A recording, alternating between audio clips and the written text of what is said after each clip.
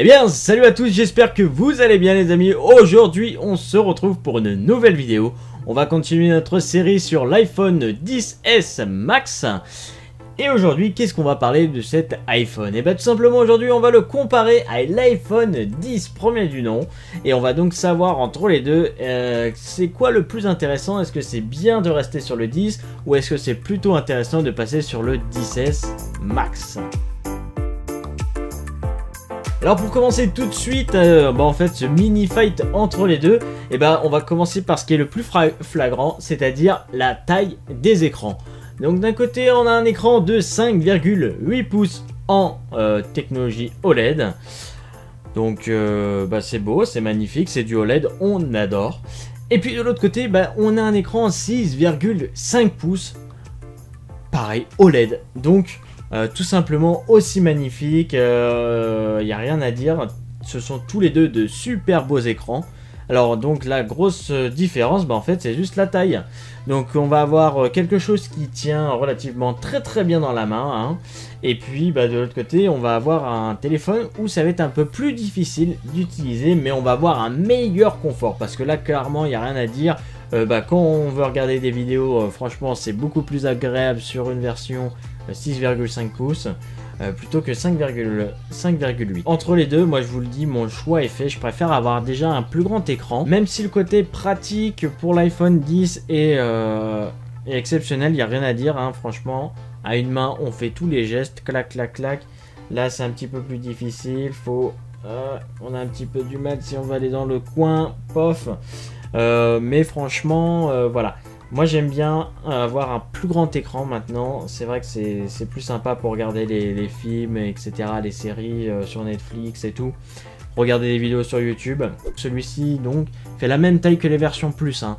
Donc si vous avez un iPhone 7 plus, 8 plus, 6S plus, etc., ça va rien vous changer en fait si vous passez sur un 10S Max, puisque c'est la même taille en fait au niveau de la form factor.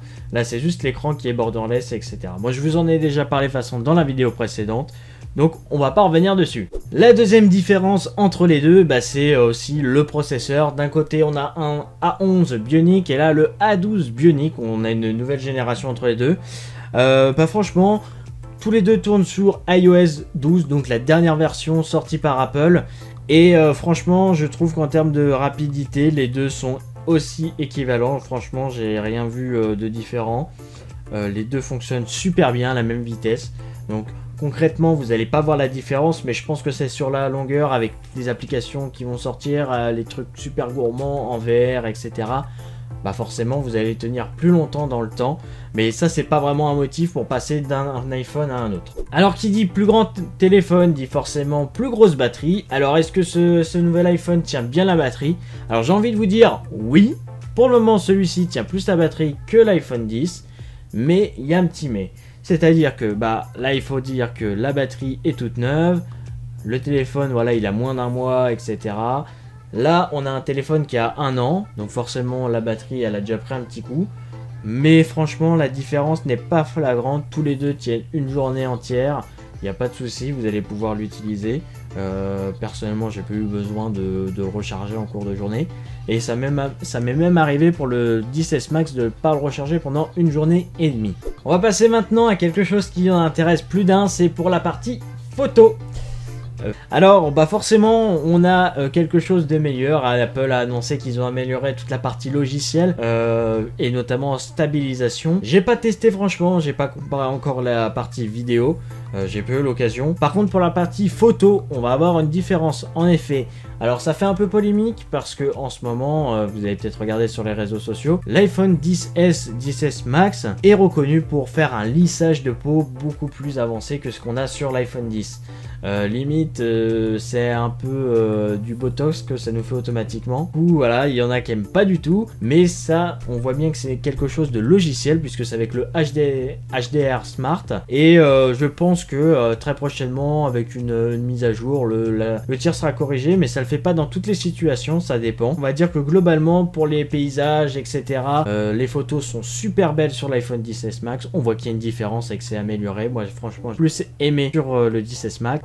Pour la partie portrait, bah là, avec la possibilité de modifier en direct l'ouverture focale, en fait, c'est fait de manière logicielle. Une ouverture, donc ce qui vous permet d'ajuster le flou d'arrière-plan. On n'a pas cette fonctionnalité-là sur le 10S. Donc, si vous êtes un fada des modes portrait, bah, je vous conseille d'aller sur le 10S et 10S Max, puisque sur l'iPhone 10, vous n'allez pas avoir cette fonctionnalité. On avait un iPhone à sa sortie à environ 1000 €. Là, on est passé sur un iPhone 10S Max full capacité, donc 500 Go à 1700 €. Je vous en ai déjà parlé dans la précédente vidéo. C'est un prix exorbitant. Forcément, le 10 datant de l'année dernière, vous allez pouvoir le retrouver aux alentours de 900 €.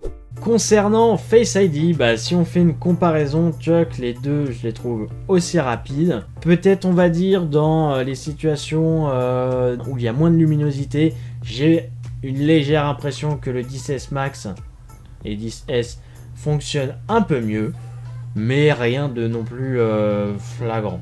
Bon voilà, globalement, c'était un petit tour sur ce nouvel iPhone 10S Max vs l'iPhone 10.